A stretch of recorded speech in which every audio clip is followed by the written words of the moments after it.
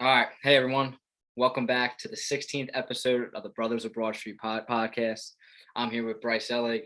I'm Jim Croger. And before we get started and start talking about all these sports segments going on, we just want to apologize. We know we've taken a little bit of a hiatus, but Bryce and I are back, and we're going to kickstart this up again, heading I'm into back, football Michael season. Jordan. I'm back, Michael Jordan. We'll have our producer take this, do a voiceover, and then just do the Michael Jordan quote. I'm back. We're finally back in action. It feels good. Yeah, we've just been busy, last minute summer stuff, heading into school. That starts up next week. But listen, Bryce and I got a lot to talk about.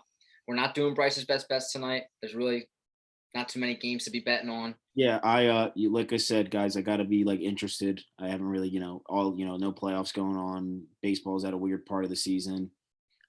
Football preseason, I'm not a degenerate. I'm not betting NFL preseason. I'm just not doing that. But yeah, when football comes around, I'll make some picks. Playoff baseball coming up. Don't worry, fans. They'll come out. Just wait. Yeah, stay tuned. Definitely subscribe if you haven't already. You can find Bryce and I on YouTube, Spotify, Apple Podcasts. We're also on Instagram. Follow our accounts. First off, Bryce, I want to get into something. You talked about playoff baseball. And for a moment there, our Philadelphia Phillies went on an insane winning streak. They put ourselves into the first place of the National League East. And now we're sitting here a couple games later, and we're 2.5 games back behind the Braves. So what is your reaction after this swing of things in the standings these past 2 weeks? Are you feeling confident in our Phillies still? Are you kind of backing off a little bit? I got to get your take on that. No, I'm confident in the Phils, and I know that sounds a little crazy right now, but you got to think, man, they still ripped off, 20 games. They had to win at least 13, 14 of those games. They've gone on a nice, tear. I feel like they're getting hot at the right time. They're cooling off a little bit, but as you expect, you don't, 8 games in a row. It's really only, not downhill, but you're going to lose a couple games and people are going to panic. How I see it though is you don't have to worry about the Marlins. You don't have to worry about the Nationals. They're out. How I see it is the Mets are in complete collapse mode. I mean, the Mets are just the fans. Everybody's out. Don't mean to cut you off at all. If you did follow that game today, Mets had a huge, huge win. They beat the San Francisco Giants in the 12th inning. Kevin Pillar hit a 3-run home run. I was unaware of this information. In the top of the dude, it was a bomb. Look it up on Twitter after the show tonight. A bomb to left field. But they're still 4 games back. They don't scare me. Yeah, I'm not really scared. DeGrom, I haven't really heard anything about him. I don't think he's going to play for the rest of the season as we expected. We've been saying months ago that he just doesn't stay healthy. Same thing with Noah Syndergaard. I don't think I've seen him play a baseball game in 4 years. The pitching isn't there. I know their bullpen has been really, really bad recently with Diaz. And, I know Betances, the old Yankees reliever, he's out for the season for them. And I know Michael Conforto, who's probably realistically their best, if not their second best player, has played his worst season in a contract year. They're just not very confident. I don't see them, winning this division. But as I said, we all kind of slept on the Braves, even without Acuna. They're still, they're by far the most talented team in the division, if not one of the most talented teams in baseball. They're even without Acuna, they're still, got those top prospects. They're still a very good team. But the Phillies, man, it's just the little things with them. It's not like they're going out and getting blown out in games. It's like one day the hitting's there, the next day the pitching's there. They just got to lock it in and get it both together. I really like where the rotation's out. Aaron Nola, this is the time of year, though, like we talked about, and it's just kind of like you get it. Like Aaron Nola's got to win these big games, and he just tends to lose them. And, especially with the game he just played, he played terrible. He pitched terrible. We can't rely. Zach Wheeler's going to do his thing. And well, it's a shame. It's a shame that he had that game where he had 7 strikeouts through 4, and then it rained, and the game was over with. I do think that we would have came away with a win. Coulda, shoulda, woulda. But that's what you just brought up. To me, it's so frustrating. You're going into a series. You're facing the worst team in the MLB. They have 33 wins. They had 81 losses heading into last night. They don't want to win. They literally do not want to win. They don't want to win. Their season's been over 2 months ago. And a playoff team, if you were a true division leader playoff team, you go in there and you blow the doors off them. Same thing with the Cincinnati Reds. It's not like, the Reds got some good players, but it's not like, you got to win that series too. And I don't know, if these players, I'm not saying that they take days off or anything like that, but Bryce Harper, gets that home run last night. Kyle Gibson, he didn't pitch poorly. He had a good day. He pitched real well. And you lose that game. I don't know. It just frustrates me. It was the same thing last year with the Marlins. We probably played the Marlins 20 games last year, and we lost like 15 of them. You got to Yeah, beat those teams. you know how it is. It's just it's the little things with them all the time, man. And that's what's like. It's just part of being a Philly fan. I mean, you know it, and I know it. It's just all the time, constantly, like just the little things. Like it's frustrating. But how I see it is, that it's far from over this division. I mean, obviously, any team can win A it. lot of I'm sure. baseball left. A lot of baseball left. And one thing to keep note: your boy Reese Hoskins still hurt, still Still hurting. recovering. Yeah, and he was playing well for a little bit. I also, I really want to get Zach Eflin back in the bullpen. I think that would be big. I know he's not fantastic by any means, but like he's definitely a solid pitcher, especially a guy to have in the fourth rotation. Another guy that stepped up, not getting enough credit, is Ranger Suarez. I mean, he's come in and he's been playing great, man. I Yeah, mean, is he now? I know he was on a pitch count coming back. Are they still doing pitch count? Has it increased a little bit? Like what's his status? I just think he pitches consistently no matter what, 3 innings. He's not going more than that. Maybe 4 innings here and there, but they're coming in. And also, I mean, that's the other issue, is that you end up losing a lot of games like that because you got guys like, you're asking guys like JT Hammer, who has his good games, don't get me wrong, to come in and pitch 2 shutout innings. It's not going to happen every time. It's just not going to. He's not, this isn't Craig Kimbrell. Like, this is JD Hammer. You're hoping you get it in there too. Hector Neris, obviously hot and cold, but like, Ian Kennedy, to me, he's the closer. He's done well at that. Yeah, I have faith in him. I have faith in him coming He's in. had his shaky moments, but like he's Everybody does. definitely, Yeah. everybody does. I mean, every closer does. Brad Lidge had his shaky moments We're during the. we're just so used to 2008 Brad Litch, just nothing Yeah, can surpass that. Literally yeah, nothing. Yo, that's a quick question I got to ask you. How many blown saves did Brad Lidge have in the 2008 season? 0. Come on, Jim. Incorrect. He blew the save in the All-Star game. That was his only blown save that entire That season. doesn't count. That's a not record. Yeah. Yo, That's a false question. I want to go to the commission. I want to go to the commission on that question. I threw a trick question at you. I had to because I heard that the other day. I But was like, this is a layup. us as Phillies fans, man, we relive that 2008 season, and everything that these players do is just like we're trying to, It's like I said when I was at the game with my dad and we won, and I was like a 9-year-old kid, and my dad said, "Remember this, because they're never ever coming back. They're never doing this again." And I was like, "What? The Phillies are the best." And 10 years later, I mean, 12, 13 years later, I mean, yeah, he was right. He hit it right on the nose. Little quick note about the Phillies. They didn't win their first World Series. It took them 77 seasons to win their first one in 1980, and then it took them 28 more years to get that second one in 2008. I don't know how long it's going to take for this third one. I have reason to believe it will be during Bryce Harper's tenure here in Philadelphia. Oh, for sure, yeah. I don't know how you feel about that. I think at some point you don't have that caliber player and you don't not win. I don't know. I mean, this is a big year. I mean, they got to make at the end of the day, they make it. Sorry to cut, dude. Bryce Harper's having an MVP year. How are we not first place? How are we not just riding high? It's frustrating. It's frustrating watching the team. The other thing too is and I think the biggest piece and the biggest key to blame, and I hate to say it because I was high on him, but Alec Boone, I mean, he's 100% to blame on this season. Not 100%, but very big on it. I mean, he was supposed to have a very, very, very big year. His fielding is atrocious. He's got to be the worst third baseman fielding. I mean, you saw the video of him fielding routine grounders and not even being able to like field them. His hitting's been very, very bad. I mean, and he was supposed to have a big, big, big year. Like, Boom is having the definition of a sophomore slump, and I feel bad because, when he's on, the kid's a hell of a hitter. Like, he's extremely good with the bat. And I predicted before this year started, I thought the kid was going to hit at least 20 home runs. I just did, off of what he did last year. And I thought he was going to come and mimic that again this season. Who would be your third baseman? I know Freddie Galvis is hurt, but he's coming back off an injury. I've been loving the way Ronald Torres has been playing this year. Who would you put at third? Would you put Galvis in his glove, or would you put Torres? Because he's been doing. You put Torres in there. Yeah, I actually heard my buddy who's a Yankees fan said he used to play for the Yankees. They called him Toe, so I'm calling him Toe on that. Toe. Just letting everybody know, Toe. I love Torres coming in. He's a very good utility player, and you could also, to prevent injury kind of down this stretch. If you get a couple wins here and you want to rest a guy or two, Like Didi had a bad injury earlier this year, so maybe one night rest Didi, put Galvis in there, and then you got Torreyes, Galvis, and Well, yeah, I think that's sure. why they got that's why they got Galvis. Yeah. Obviously, everyone knows Freddie Galvis has been in the league for you know Oh, eight, he's a 9 years. veteran. He's a proven veteran. He's not anything great, but he's just a solid guy to have. You want to put him in there to eat up some innings, eat up some games, Yeah. and he's the You want perfect to guy to have in there. totally true. You want to give Segura a rest? All right, take Segura out, leave Didi at short. Maybe you could put Torreyes or Galvis. And I mean, also, I don't know the exact trade, but I assume we didn't give up very much for Freddie Galvis. I assume it No. was like maybe it was a D- prospect and probably some cash. Yeah, I don't know why I want to say like small tier prospect, but I don't know.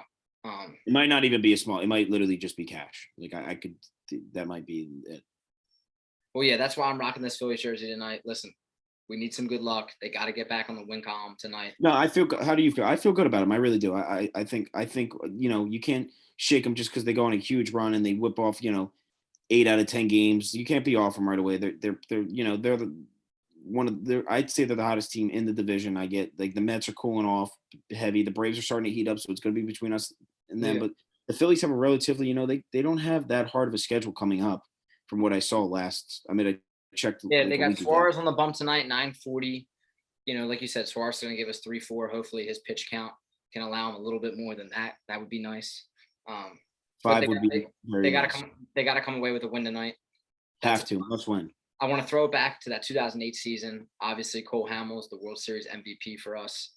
It's a shame he signed that deal with the Dodgers about a week and a half ago. I thought that he was finally going to get another ring, but he got hurt, and it seems like his career is probably pretty wrapped up. But I don't know. Hopefully he can come back. I would have. See, for me, I would have loved for the Phillies to bring him back, but Dombrowski said that was never even an option. Yeah, I guess they just didn't see it in the picture. Also, to bring up another former Philly, Jake Arrieta getting cut. We need to talk about it. But he got re-signed by the Padres, and then he lost to them. He gave up 3 runs in the first inning. Dude, we talked about that the other day. I texted you that question. For all you Philadelphia fans out there, we've been through it all. From studs coming over to our team, from the Namdi Asamoahs, the Ilya Brizgalovs, the DeMarco Murrays, the Jake Arrietas. We sign these big guys, we bring them in, and they just completely suck for our teams. I want to ask you a quick question. Who had the better Philly tenure? Jake Arrieta with the Phillies or DeMarco Murray with the Philadelphia Eagles? To me, and I know this might sound crazy to people, I think it's an easy decision. DeMarco Murray, just because DeMarco Murray had his moments. He did. He had his exciting moments, and I always feel like he was a much better player, but we all know, I refuse to say his name in the podcast. We all know who the head coach of the team was. I don't say it because I just don't do that. So you bring in the rushing champion DeMarco Murray, because the year before that he won with the Cowboys, and he was MVP. For some reason, the Cowboys just did not want to give him the money that he was asking for. I won't mention his name in respect of you, but our head coach at the time, the initials are CK for those who forget, handed him over 5 years, $42 million. Now at the time, that was the largest contract for a running back in NFL history. That was insane. That blew up the internet. Nobody expected that to happen. But when you sign a guy like that, dude, orchestrate the offense to his strengths. He brought Murray in and had a West Coast offense. Run it north and south with freaking Murray. That was his strength with Dallas. He didn't run side to side like Shady McCoy did. You don't bounce around in the backfield. That wasn't his style. I would have liked to see Murray's career last a little bit longer. Yeah, I would have liked. It always kind of bothers me a little bit, not too much, because obviously you know what happened. We ended up winning the Super Bowl, but I always would have liked to see him get another year with the Eagles. I felt like he had his moments in the first year, and if you look at the stats, I mean, I think he still rushed for like 800 yards. I was gonna say like 750 he had. He still had like 6-7 touchdowns. He didn't have like as bad as a season as people thought he did. We had 2 other good running backs on that team. We also had Ryan Matthews and Darren Sproles at the time. Ryan Matthews, most underrated Eagle of all time. I stick to it to this day. Well, that year with DeMarco Murray, he didn't do as well. It was the following year when DeMarco Murray left, Ryan Matthews actually showed up. He was a beast in that Carolina game. I remember. And he played well, but then Matthews got hurt, that was the story of his career. But to answer the question that I asked you, I'm going to have to go with Arrieta having the better career simply because what we just talked about. We would have loved to see DeMarco Murray with the Eagles for another year. Arrieta at least lasted out that 3 years for $75 million. DeMarco Murray didn't even get out of the first 16 games. Marietta was like just like so bad, man. He was Dude, so bad. I loved Arrieta's like post-game press conferences after his starts because it was always somebody else's fault. Like it was never Always, yeah. it was never the fact that he lost 6 to 7 miles per hour on his fastball velocity. It was never the fact that he was missing his spots. It was somebody else's fault that night. Like he never struck anybody out. He didn't like if he had the best start of his career, he'd have like 2 strikeouts. Yeah. Like I was like, this guy just doesn't strike anybody out. It's crazy. Yeah, All that right. like it's not good.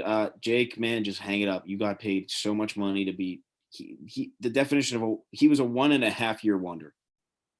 He's a 1.5 year wonder. All right, let's switch it up. We just talked DeMarco Murray, Philadelphia Eagles. We're done with DeMarco Murray. Didn't expect him. He won't come up in this podcast probably ever again. So yeah, scratch his name.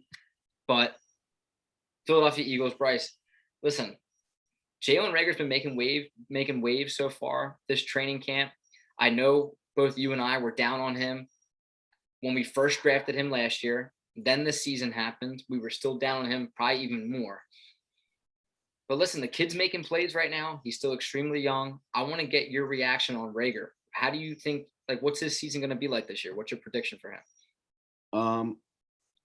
I think we all got to remember a little bit. Everything we're seeing out of Rager, all these big plays, amazing stuff is coming in practice. And I get it. Practice is big. Like, it all starts somewhere and practice is the biggest key. But as we saw, I watched the preseason. I'm sure you did. He had a drop, a ball he should have caught, and he looked, Jim, terrible on punt returns. He looks lost. Couple balls where he should have fair caught it at the 10, decided to let it bounce, get pinned at the 3-yard line. You can't be having that, Jim. But, I see him having a good season if he, is the slot guy. I think he could come up with some. I want him to kind of replace Greg Ward. Not saying Greg Ward's not going to make the team. He is going to make the team, but I want him as a slot guy catching balls. I expect Devontae Smith and Quez Watkins to be big on the outside. They're big play guys. They're big. I love that you brought up Quez Watkins. He's been having a good preseason. Good as a little bit. I'd say great. No, he's been playing well. I mean, that touchdown he broke out for, that was wild. Yeah, I almost wish, I think we all knew, Quez's ability. We saw it last season. He had some, plays. He's fast. The guy runs like a 4.2. What did we get him? We get him in the 6th round? Something like that, 5th or 6th round. Him and Hightower, back to back. And I think Hightower was first because he went to Boise State. He went to I think Hightower was 5th round and Quez we got in the 6th round. I think Quez went to Missouri State or something like that. But dude, that's the one thing. Practice is practice. Preseason is preseason. I mean, we've been there before as Eagles fans. I mean, who remembers that time when Sam Bradford threw for 3 touchdowns and went 7 for 7 in that Green Bay Packers game? He was electrifying, and we thought that we were going to the Super Bowl that year. Yeah, and Sam Bradford, come on. Sam Bradford was not that bad. I'm done with the Sam Bradford hate. I'm not here for it. Bradford was awful. He was not that bad. He was awful. He was not awful. That's unfair. If he doesn't get Nick Foles would have been better. Nick Foles would have been better. Yeah, I mean, it was a bad trade for both those guys, I'd say. But that's the thing where I'm having trouble with right now is, once again, I'm not knocking Jalen Hurts, but it's preseason, and I'm hearing all these, quotes and articles about how well Jalen Hurts is rattling the team together and being the leader. I got to interrupt you. I got a butt in. Interrupt me. Go for it. I got a budget. But as I said before, my pick from, I don't know, maybe the first or second episode with Kevin, my pick to win the division was the Giants. I thought I don't like their coach. That was my one little thing about him, but I'm a high school team. Players retire from the Giants this year. Yeah. I was big on them because first off, I'm really big on Kenny Galladay. I think he has the upside to be a top 5 wide receiver in the league when he stays healthy. Sterling Shepard, I don't think is any good, and same with Evan Ingram, but they're still solid. I like Darius Slayton. I think they had a really solid team. Saquon coming back. Their offensive line still sucks, but I thought Daniel Jones coming into his 3rd year would be good. They still got a great defense, but man, all I'm hearing, especially them, there's 2 teams, the Bengals and the Giants, I've heard that are just having horrible preseasons. I mean, it all starts with the preseason. You don't want to come into the season not having your doubts, because I'm sure there's plenty of players. From what I saw a clip on the Giants. I'm sure we all saw it, where they're having a scrimmage. They snap the ball. The offense misses the blitz. They don't sack Daniel Jones because, you're not allowed to hit your quarterback. Daniel Jones throws a ball directly to the linebacker, and then the linebacker just drops the ball. It was like a perfect, like all facets of the game was terrible. So, that's something to mention. I mean, I'm less and less confident that the Giants can take the division the way they're going. I'm not confident at all in Washington. Yes, their defense is absolutely unbelievable. Top 3 defense. But man, I don't care what you say. It's all about having a great quarterback. Not even a great quarterback, a capable quarterback. And, Ryan Fitzpatrick's going to have his 3 to 4 amazing games where he's the MVP. But he's going to shut it down, and he won't be great. And the Cowboys are the Cowboys. Same thing every year. Offense is unbelievably talented. Defense is unbelievably weak. And that's why I think the Eagles, I truly do believe, and I know this might sound crazy, the Eagles are the most. Listen, we're being recorded right now. I know. I know. I'm not saying they're. Listen, I'm not going out there. I'm not going out there and saying they're going to win the NFC or win the division. I think they have a shot to win their division. I don't think that's a crazy thing to say. And I think right now they seem like the most well-balanced team. I think, they're not too. They're very talented on defense. They've got some talent on offense that people, are overlooking, and we have a great offensive line. I think, it comes down to how Sirianni coaches. We haven't seen, what he's going to be like. Got a whole new coaching staff. A new quarterback. But what I'm hearing at the end of the day, Jalen Hurts, the stuff I'm hearing, first one in, last one out. The teammates, everyone loves him. They want him to be the starter. And I mean, it's a good, positive thing, to have confidence. I know, but like listen, I'm not talking, Jim, you know me. I'm not talking crazy. Like, people are going to go on, they might have a great preseason game this week, and they've looked great. They've dominated New England so far in the practices I've heard. On defense and on offense, absolutely dominant. But listen, I'm not crazy. Like, the Eagles are not a Super Bowl winning team currently, but it's good to build it. Like, I mean, it's good to be excited for a season. I can't tell you, this is the first time. I mean, I get excited every season, but I'm really, really excited for this season because, as you know, I always hated Carson Wentz, so I never really got fully excited to watch him be the quarterback. I'm really, really excited for Hurts. I think, a lot of people are saying he's the worst starting quarterback in the NFL. He's got a lot. I saw a quote today by him. I know I keep talking. I'm sorry, but I saw a quote on him today. Every day rents due. No, I saw a quote that said, "What's it like? You feel like there's a chip on your shoulder." He said, "Not a chip. I feel like there's a boulder on my shoulder." Like, he's like saying, like, not like I'm scared, like nervous. Like, he's like, I feel the pressure and I'm ready for it. That's all well and good, but like, one thing, which this is where we have Devontae Smith. This is where I don't. Devontae Smith, I still is going to be a stud. No matter who the quarterback is, he's definitely going to be a core piece for this Philadelphia Eagles franchise for the years to come. But this is where I don't believe the reports, because Sirianni has yet to name Jalen Hurts the starting quarterback. And it's not like Jalen Hurts has Peyton Manning as his competition. He's got Joe Flacco as his competition. No offense against Joe, but Joe hasn't been good since he won with the Ravens years ago. So you're going to disrespect the Super Bowl MVP. We're that kind of podcast. Yeah. You don't like Nick Foles? I love Nick Foles. No, like, I'm saying, you don't like you. Would you want Nick Foles starting right now? It depends. No, you wouldn't. I would take a bullet for Nick Foles. I love that man. But that's the problem I have with the Philadelphia Eagles right now. If this guy is such a great leader and he's first one in, last one out, and he's rallying the team, why is no one naming the starting quarterback yet? And it's not like this guy's got a boulder of pressure on his shoulders, like he's saying. Joe Flacco's behind him. Who's taking his spot? Nobody is. There's no competition. No, I agree. I agree with you. And I think, the rumors. We all know, we all heard about the rumors. We're willing to trade everything we got to get Deshaun Watson. We've cleared up the perfect amount of cap space. Like, I think we have 0.1 million that we have available. If we got Deshaun Watson, I'm pretty sure he's 15.9 million. Right now we have 16 million freed up in cap. We're all hearing about it. There's rumors, there's speculations. Me personally, I mean, I don't know how you feel, but me personally, I do not want Deshaun Watson. I get he's talented. I get all the things about him. But at the end of the day, I'm not willing to give up a ton of first-round picks. I believe the Eagles have built for the future. They're getting rid of, some of the older players, creating some salary cap.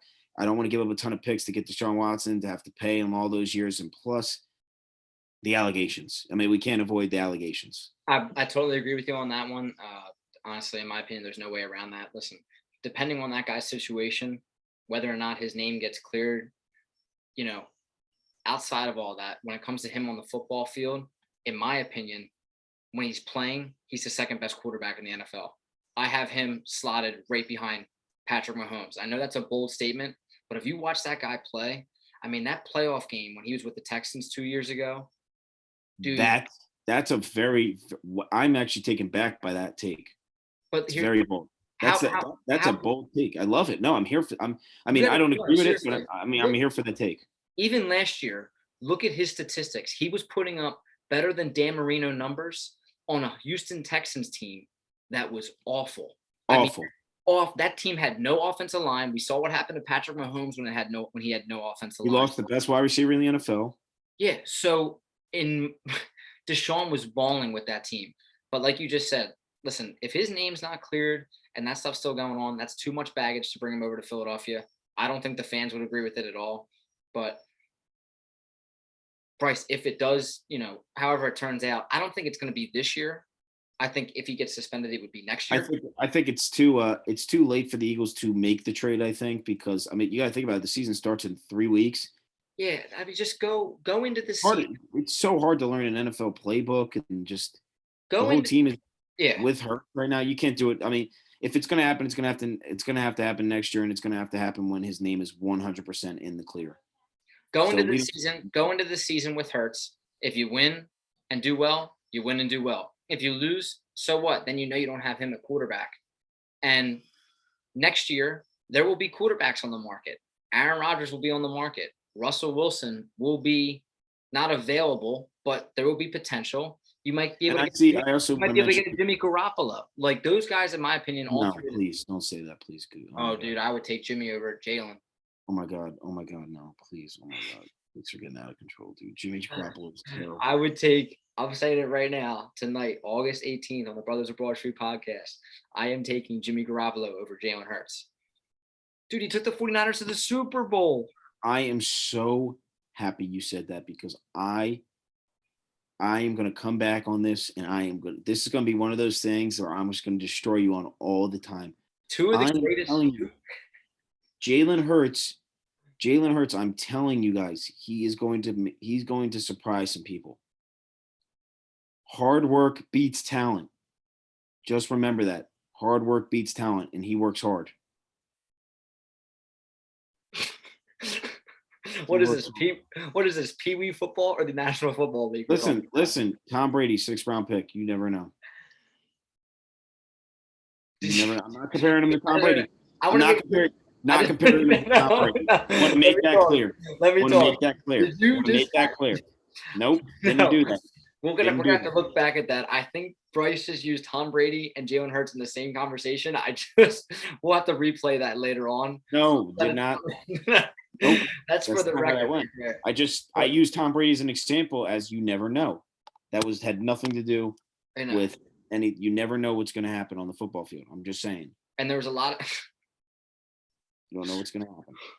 And there's a lot of people out there that were projecting Josh Rosen to be an all-time quarterback, and that man's on his 5th team in 4 years. I can admit, I thought I had Josh Rosen the second best quarterback in that draft. I can admit to that. I respect your honesty.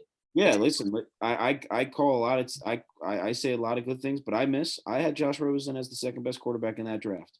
Listen, yeah, we all can't predict what's going to happen in the future. In my opinion, I just don't see Hurts being the guy.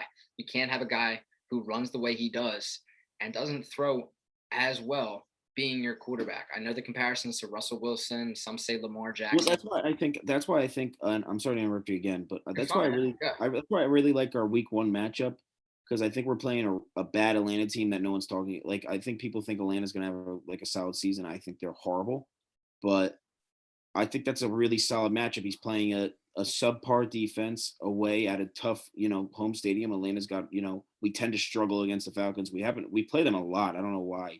They're just one of those teams we always play and we tend to lose to them. We always had them early on in the season. Yeah, we just tend to lose to them. It's just the way we are. And, I like that matchup a lot for Jalen Hurts.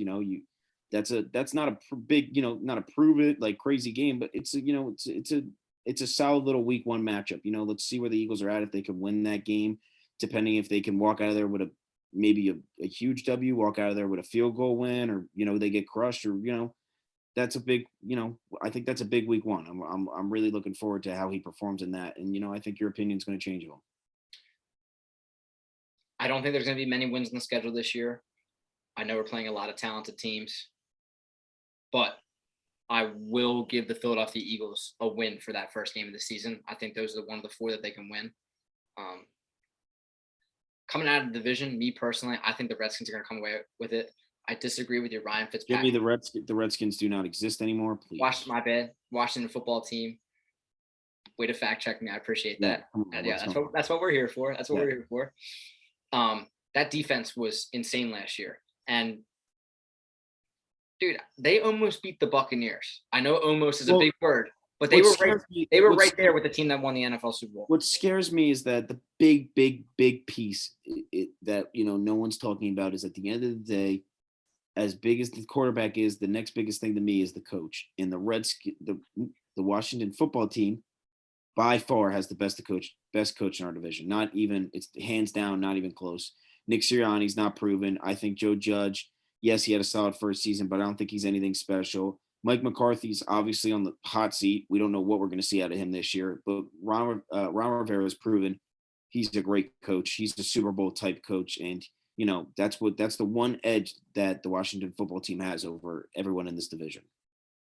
Yeah, and looking back on Fitzpatrick's career, would I want him on my team? I would take him over Jalen Hurts as well. But I would love him as a backup. When he played with Miami, all right, who was coming out of that division? The Dolphins sucked around him, and the Patriots were amazing. And then when he played with the Buccaneers at the time, the Bucs had Deshaun Jackson and Mike Evans, but they really didn't have anybody outside of that, and they were in an extremely tough division with Drew Brees and the Saints. So when you look at the kind of teams that he was with versus the teams he had to play, and then you put him in this division this year, it's an easy division, whether you say it or not. There's not one strong team in this division. No, there's not one clear-cut favorite. That's what I mean. That's why I'm saying, obviously people are going to say, I'm biased because I'm a huge Eagles fan and this and that, but it's not crazy to say the Eagles can win this division just because it's such a poor division right now from what it seems like. Yeah, so, that's where I would take the Washington football team coming out of there. I think Ron Rivera is a great coach, and Fitzpatrick is a good leader. Look what the team did with Taylor Heineke last year in that first round. I agree, but you got to know their offense is good. It's nothing too special. Obviously, Antonio Gibson. Yes, they got two. They got two great players on offense, but they're not like an elite, crazy offense. Nothing too special there. Unless I'm missing somebody, I don't think they made. They signed Curtis Samuel. A little bit of an overrated signing. People were expecting a 1,000-yard season out of him. He's not that guy. But I just think at the end of the day, you can agree with me. Fitzpatrick, yes, he goes on those tears. He's great for 4 or 5 weeks, maybe. But when that tear stops, when it's it's bad. It gets ugly with him. And right now, from what I hear, Taylor Heineke's not the backup. It's Kyle Allen. Oh, really? Yeah, that's what I've been hearing from some of my Washington football team fans. Your insiders? Yeah, I got me. I'm Adam Schefter. That's what I've been hearing. That's just the thing that bothers me. If they would have gotten maybe a Justin Fields type player in the draft, a young quarterback or something like that, maybe I'd have a little bit more confidence in him. But as of now, man, I don't see it. Every part of this division, someone has something very strong. The Cowboys have a great offense. We have a great offensive line. The Giants have a great defense. The Washington football team has an unbelievable defense. Everything, everything's up for grabs. Everyone has their problems. Everyone has their pros and cons. No team is clear cut better than the others. So that's why I think it's not crazy to say if Jalen Hurts. It's all in the play of Jalen Hurts. If Jalen Hurts can play well, I wouldn't even say unbelievable. If he could play well, we can win this division. Yeah, and that's another thing I want to touch on real quick before we switch it over to something else. Dude, what's going on with Dak Prescott, man, with this injury? They were calling the Texas Rangers doctors. It doesn't look too good. I was gonna say I watched the first episode of Hard Knocks, which I'm a big Hard Knocks fan. I'm sure you are as well. I watched the first episode. I'm actually really excited to watch it. The Cowboys, as much as I hate them, they have a really exciting team. They got a lot of guys on there that are fun to watch. But yeah, I mean, Dak from the first episode, they won't even let Dak throw a football. Like he's doing drills and He's got he's something just wrong with moving. that shoulder. Yeah, and I mean, not to mention the fact that the shoulder wasn't even the big injury last year, Ankle. the ankle. So, you know, that's obviously That's scary another when thing too. Like you bring Dak to like, so say you don't get Dak into any playing action. All right. How do you know if the foot and the ankle are okay? You don't. And then if you start on that first game of the regular season, dude, what if Dak gets tackled the wrong way and lands on that shoulder? It could be bad for the Cowboys. And once again, if they don't have Dak, they're not going to be a good football team. well, I was also going to say, I had decent confidence with the Cowboys, even when Dak went down, because I thought Andy Dalton didn't perform as well as I thought he would, but he is obviously a capable starter in the NFL. He started for multiple years. He almost won MVP that one year out of nowhere, I remember. But I don't even know who their backup quarterback is. I know they still got Ben DiNucci, who is the worst quarterback I've ever seen play in football. Nate Sudfeld just has him beat out. But yeah, Ben DiNucci, I don't know if he's going to, I really don't know who the backup is over there, that's big. I mean, if Dak goes down, and I mean, is he even going to be ready for week one? That's the thing, dude. I was watching Get Up this morning and they were talking about it a little bit about the status of Dak's injury. And they don't want to play him in the preseason because he's on that pitch count. And they say the foot's fully recovered. But then again, dude, like that's also foot big. injury, that foot injury weighs on your mind. Like when you're That's also big. I mean, that's also big from, the foot injury was early in the season. That was within the first 5 weeks, right? That was game 4. Yeah, game 4, game 5. So Dak hasn't played football, like a legitimate football game in a year. Almost a year. Yeah. I don't care what you say. This is the NFL. Stepping back foot after a year of rust, and also, you want to get. That's why you want to get a guy like you want to get Dak out there for a preseason game. I mean, just to drive, just so he could build a little bit of confidence back. Because, like you say, I always say this: athletes, even though they're paid millions and this and that, they're still normal humans. Like, if a pitcher gets hit by a line drive, God forbid that happens to a pitcher, they're going to be nervous the next time they go out there. Same thing for Dak. Dak knows, I'm not made out of steel. I can get injured. He's going to be a little bit nervous, and I don't know who they play week one, but that could be scary. If they play if they play a solid defense, it could be scary for Dak. So yeah, I don't know. I mean, that's really big. I from what I've seen in Hard Knocks so far, I got to watch the second episode, but yeah, he's not throwing the ball at all, which is, I mean, he's definitely rusty. He hasn't played a competitive game of a competitive snap of football in over a year. No, yeah, it'd be extremely interesting to see how that turns out. Sticking with football real quick, I want to let all the fans know, once again, if you haven't already, subscribe to the Brothers of Broad Street podcast. We're on Apple Podcasts, Spotify, YouTube. You can find Bryce and I on Instagram as well, or Twitter. Literally any platform Bryce and I are on there. So go check us out. But there will be the first annual Brothers of Broad Street podcast fantasy football draft. We're going to start it up. We're going to do it with a couple boys from our hometown. What we're going to do is, we're all going to be away at school. So we're going to do it on Zoom. And, we're going to have the 10 guys here on the screen, and we're going to be picking. And then we're going to post it for you guys to see where we went right, where we went wrong, who's got the best overall team, who's got the sleepers, the booms or the busts. It'll be fun. It'll be fun. Yeah, I want it all. We're going to post it out there for you guys. Once we get a set date and talk to everybody, we'll let you guys know. But yeah, we'll post the teams, and I'm excited. It's good. Fantasy football, I love it. It's like a holiday. Oh, it's the best. The fantasy football draft's the top 5 day of the year. Dude, when that comes around, I'm so excited. Oh, there's nothing. It's like the best feeling in the world, just knowing the day of the draft. It's literally draft. Dude, going back on our conversation from the last episode, Draft Day is a great movie. Kevin Costner, unbelievable. Up there. Speaking of Kevin Costner, real quick, dude, did you check out that Field of Dreams game last week? Yankees versus. I mean, that couldn't have been any better of a game too. I didn't watch it because it was the same night as the Eagles preseason, but man, that couldn't have been any cooler. Like that was so cool. You can't write a better script, and for a sport, in my opinion, that is losing popularity compared to the likes of the NBA and the NFL, that game has to be a tradition every year. I know they're already talking about for doing it for 2020. They already did. It's Reds. I forget. I think it might be Reds Cubs next year. Yeah, Reds Cubs. That for me, that's awful. Cubs suck. That's a miss. Yeah, that's bad. I'm not positive it's the Cubs, but I'm positive it's the Reds. Hopefully they will change it. I wouldn't even have a problem keeping it the same teams each year. Yankees, White Sox, like each year, and do it.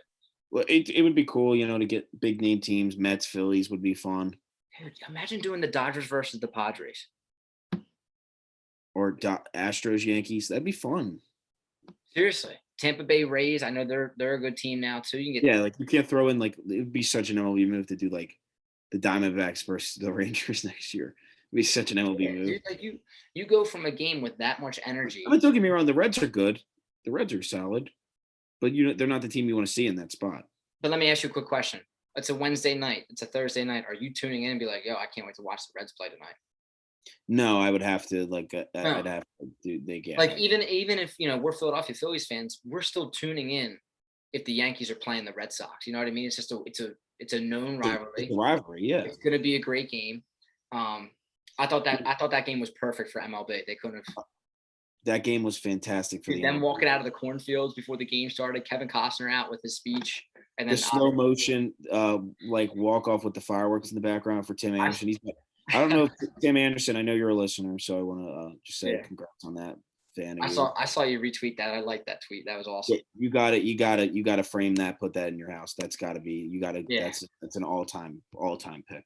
What a great game, though. I mean, I think there was like 8 or 9 home runs and 17 total runs or something. Some crazy statistic. Jim, I'm sorry to cut it back, and I know we were done with the football talk, but I have one more question I wanted to ask you. Shoot, go for it. Who is your sleeper this season for the Eagles? Somebody that you think is going to be, is going to make a, it's just going to be a surprise. Somebody that's going to make a big, going to be big for the season. Well, he had a good season last year, but he didn't get much playing time. Not enough, in my opinion. I'm going with Josh Sweat on that defensive line. I think that you stole him from me. I think that dude's my guy. That is my guy. I've been saying it for he is. I don't even think this is a bold prediction. Talented player. I want everyone to lock this in. Josh Sweat will get 10 plus sacks this season. I'm not even doubting it. He is an absolute freak. And sticking with the defensive line, because that's obviously the strength of our football team. Don't be surprised if the defensive tackle Javon Hargrave has a breakout year. He's going to have a great year. He struggled last year. They're saying now that he lost some weight, that he's looking good, and he's trying to fit into this new role. I'm hoping because, with the contract that we signed, I think it was like a 3-year deal. It ended up being for $39 million or something. I hope he steps in and is that player that he was with the Steelers in his last year with them. I've got a really good buddy that's a huge Steelers fan, like us with the Eagles. And I remember I asked him because, obviously I'd never heard Javon Hargraves before. And he said he's an absolute stud. As long as he's healthy, he's a stud. So, yeah, I'm looking forward to seeing him. But I've been saying this now for, I think, a year and a half. Josh Sweat should be starting over Derek Barnett. He's clear cut. That dude is a freak. Even if on the first, in the preseason, getting double teamed and still getting to the quarterback. And I've heard a lot of things in practice that he's been dominating the first team left tackle, which has been Andre Dillard, who's supposedly looked terrible again. But that's besides the point.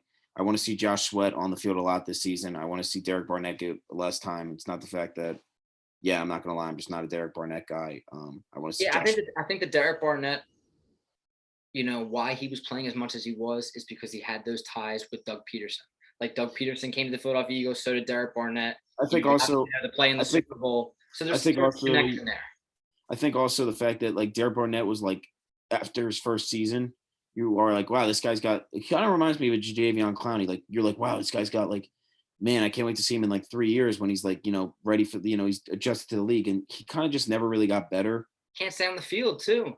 Can't stay on the field. And he loves, oh my God, I don't know what it is. He just loves hitting the quarterback like 5 seconds after he like gets rid of the ball. It's just like his favorite thing in the world. Like it'd be 3rd down and 15, and like some quarterback would just throw a 5-yard slant. He just decides, let me lay him out. Yeah, just not a fan of that anymore. I think we should have traded him possibly, gotten like a 3rd round pick for him, maybe probably a little less, but yeah. Shoulda, woulda, coulda. Yeah, shoulda, woulda, coulda. Extend Josh Sweat, Howie. Extend him now. Do not let that man become a free agent. A team is going to pay that man. I'm telling you, Jimmy. Yeah, he's still a young player. I think a team paid Vinny Curry. That's what I always say. Like the Buccaneers, all those years back, paid Vinny Curry like a ton of money after a Super Bowl. Josh Sweat's going to get paid. He's going to be an absolute stud. 10 plus sacks. That defensive line is gonna, hurt some. Hey, Hurt some. well, we said Bryce wasn't doing his best bets tonight, but he did come away with a bet tonight. If you guys just heard, Bryce Yeah. is predicting Josh Sweat to get 10 plus sacks next year. I think he's going to get pretty damn close, honestly. Josh Sweat was. If he plays Yeah. 50% of the games. Josh Sweat did well last year.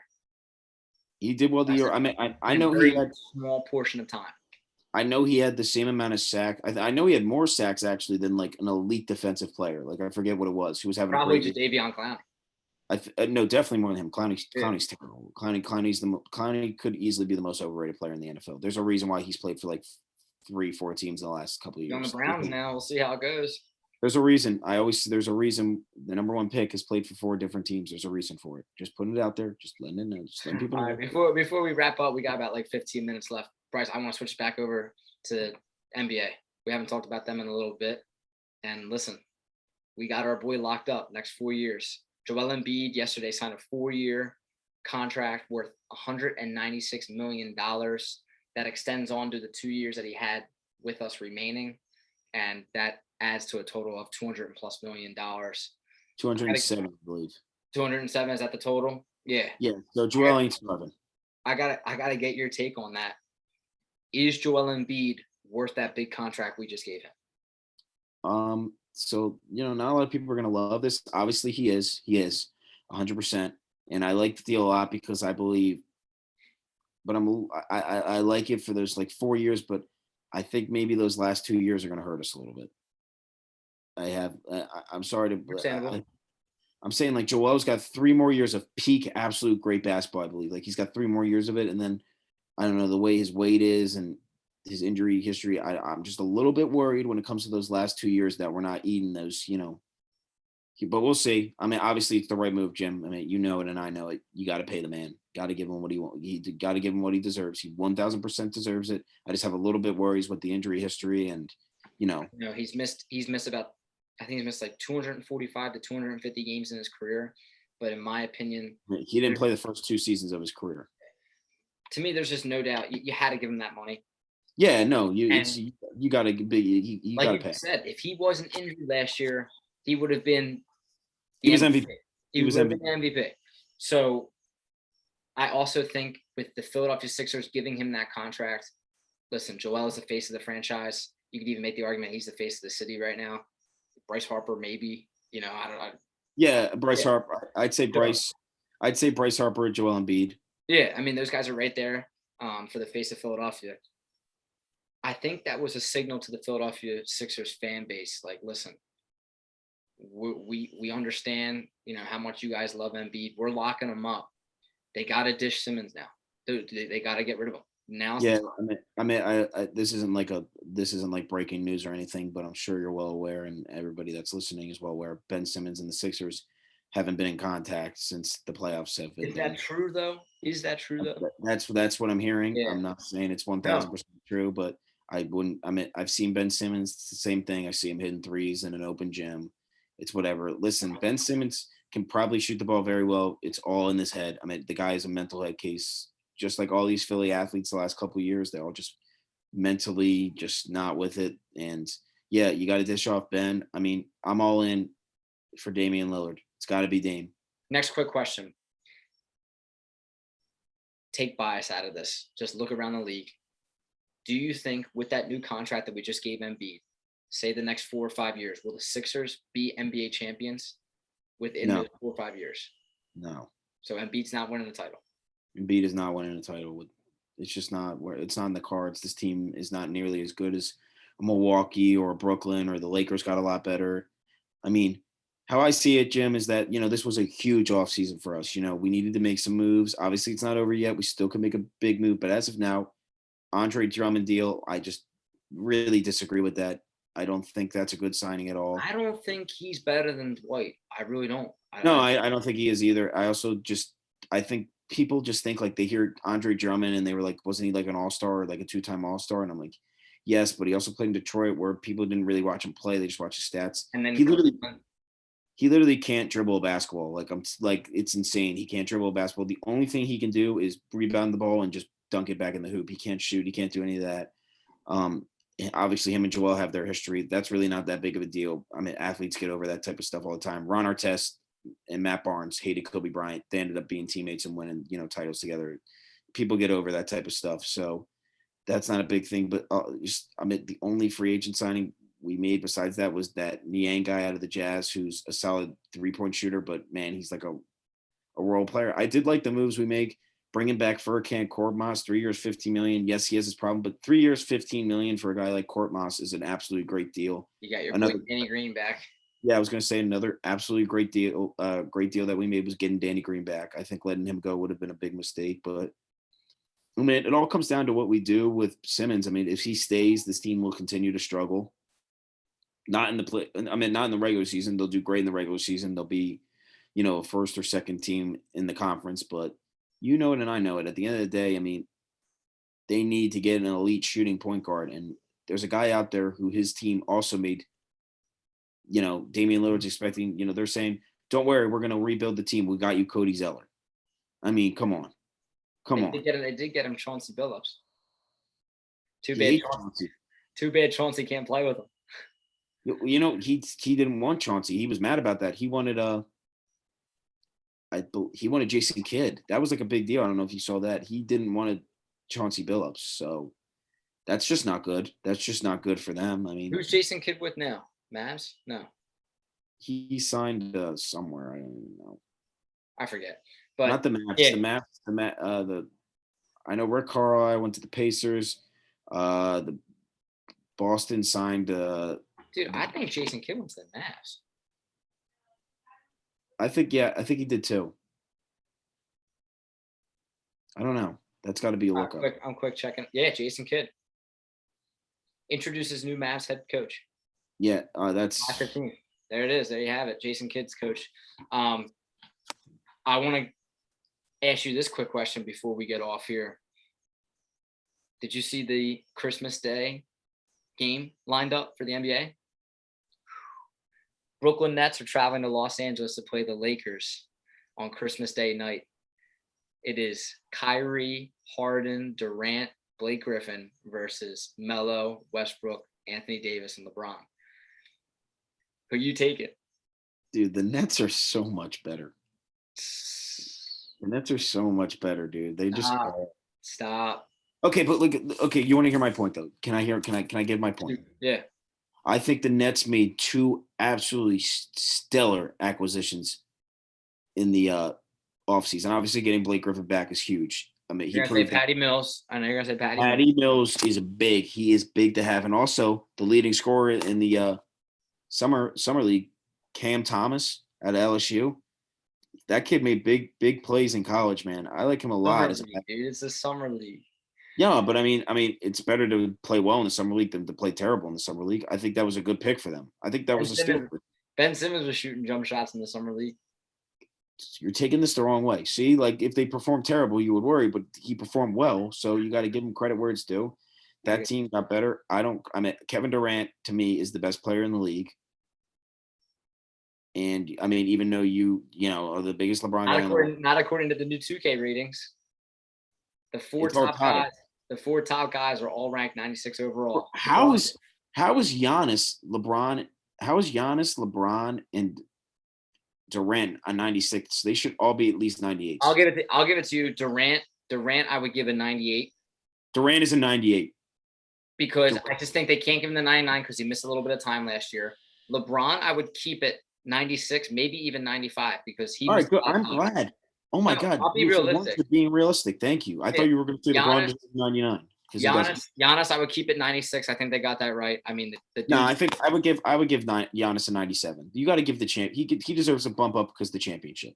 I was about to say the dude's a stud. He just came off that insane championship win, but I would just give him a 96. Steph Curry, I think the 96 was a little bit too high. I know they were talking about him being the MVP last year and everything like that, but I would say 94 for Steph Curry. I didn't think that. Wow, you are getting disrespectful here. I'm not getting. Come on, bro. Steph is so good. It's easy to put up those numbers, like you said. Like Drummond was putting up numbers with the Pistons, and they had nobody else. Steph Curry had nobody on that team last year. It's easy to put up numbers. I guess. I guess, but yeah. I mean, I'm pretty good. I mean, I definitely don't. I mean, Durant's got to be a 98 at least, man. Durant is a Embiid, stud. Embiid got the 95 overall rating. That's fair. I like Embiid at 95. I would put Embiid at like a 92 because of injury. He just didn't play that No, much. well, yeah. No, but I mean, like you want to. I mean, you're talking healthy. I mean, he's 90. Yeah, we're He's in. talking. I don't think Embiid can be anything more than 95. I wouldn't put him. That's his max. It's hard to put a center at like a 99. It's just hard to do. Like they're not like freaks in nature. But yeah, I mean, I'm curious on your opinion. How do you think Russ is going to fit in that Lakers system? They got him. They got him for one reason and one reason only. They got Russell Westbrook to help carry them through the regular season. Because listen, we all know Russ is like Megatron. The dude does not break at all. He plays all day, Yeah, every day. Knock on wood there. Knock on wood. Always averages a triple double in the regular season. He's the perfect regular season player. He's a perfect regular season player. Teams don't play defense as much as they do in the playoffs. They don't play defense at all. Like if you watch an NBA game in the regular season, they don't play defense. You need guys that are high octane energy. You need that. Come playoff time, it's going to be a little bit more interesting to see how they work Russell Westbrook in, because it wasn't too long ago when the Lakers were playing the Rockets in the bubble and they literally were not guarding Russell Westbrook. They wanted him to shoot. Yeah, So I mean, now you got him on your team. Well, that's the issue that I want to lead up to is like you're taking the Nets, which all three of their stars, like their main stars, all shoot well. I mean, they all are elite 3-point shooters. There's no denying that. I understand that. Then you're going to LeBron, who has, don't get me wrong, I'll give credit where it's due. LeBron has improved tremendously over the last couple of years when it comes to 3-point shooting, but I still don't consider him like a 3-point shooter. Like if LeBron's wide open for 3-point, I'm not necessarily confident he's going to make it. But here's my thing though. And Russ ain't. I leave Russ open all day to shoot a 3-pointer. Who on the Nets is covering Anthony Davis? I mean, yeah, that's where Blake Griffin. That's where they're going to struggle. Anthony Davis will get 30 there. Who Durant will match up with? That's your issue. That's your issue. Is Anthony Davis going to be healthy? He hasn't been healthy in a year and a half. Is Kyrie or Harden going to be healthy? They haven't been healthy. They were there. You're 1,000% right, but I think the Nets as a team say they're healthy. The Nets as a team are still their bench is still much better. Bruce Brown had a great season. The Lakers are not. The Lakers bench is terrible. They upgraded on their bench. They They got Dwight Howard back. They brought in Trevor Ariza, stud. What's he going to get 3 points a game? Everyone needs to relax. Melo, come on, chill out. Melo can score, but come on, Jimmy. Dude, you're throwing Patty Mills at me. You're throwing Patty Mills is an NBA champ. You're naming off a bunch of guys that have never won anything. I'd be an NBA champ too if I played with Tim Duncan, Tony Parker, and Manu Ginobili. No, you knew, and I know he was the reason they won that game 6. Don't forget, he hit those big 3-pointers. I don't forget Patty Mills, key factor. Okay. Big right. Patty Mills guy right here. This is the same guy who put Jalen Hurts and Tom Brady in the same conversation. No. Yeah. I know what I'm listening to right now. I didn't. I said I ended the Jalen Hurts thing, and then I wanted to say I said Tom Brady was a 6th-round pick, and you thought I meant like, oh, like they're gonna be still. No, I'm saying anything can happen. The greatest player to ever play the game. Jalen Hurts was a 2nd-round pick, so that means that Jalen Hurts is gonna have freaking 9 Super Bowls wins. If we're going off your life. Oh man! All right, that pretty settle much for one. I'll take one of them. That pretty much wraps it up for this episode of the Brothers of Broad Street podcast. Bryce, thanks for coming on. I'm glad we were back at it, doing it again. It hasn't been the same. Listen, guys, if you haven't already, subscribe to the podcast. Reach out to friends who like listening to sports. Also, reach out to us if you guys want to come on. We're gonna start rattling off some guys to come on here, and yeah, it's pretty much it. Subscribe if you haven't. No, get on it. Listen, this is coming up this next month. This is, the most exciting time. You got football coming up, college football. We're going to be talking that. Big college football fans here. Playoff baseball's coming up. This is an exciting time. Right now, it's just a little bit of, the boring period. You just got to get through it. But yeah, I'm looking forward to it. We're going to be coming out with a lot of episodes. We'll figure it out and we'll go from there. Have some guests on, and looking forward to it. Going to be fun. It'll be good. Don't forget to tune in next week. Brothers of Broad Street, 1st annual fantasy football draft. That's right. Good night. We'll see you for episode 17. Good work, Bryce.